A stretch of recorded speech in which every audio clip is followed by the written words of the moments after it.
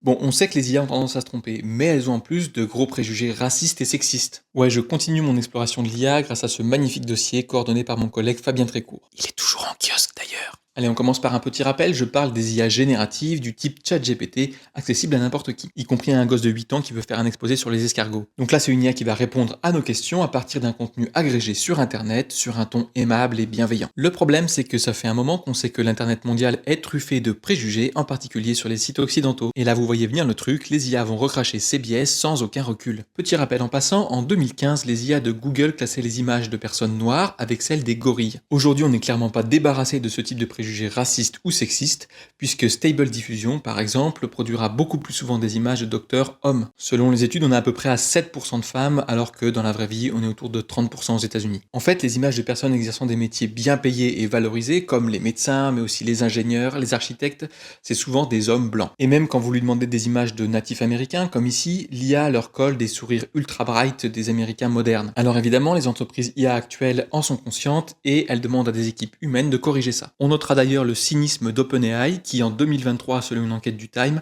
employait pour cette tâche des Kenyans payés une misère. Et cette modération en plus, est-ce qu'elle marche? Bah pas terrible. Genre Gemini, l'IA de Google, elle s'est mise à produire des images d'officiers nazis noirs. Pour la développeuse Meredith Broussard, autrice de More Than a Glitch, c'est un problème impossible à résoudre. Elle affirme, je cite, le meilleur moyen d'améliorer le monde ne consiste pas à créer de meilleurs algorithmes prédisant la récidive, mais à cesser complètement d'utiliser ce type d'algorithme. Ce qui, sans éliminer tous les types d'IA, remettrait quand même en cause nos usages actuels, il faut bien le dire.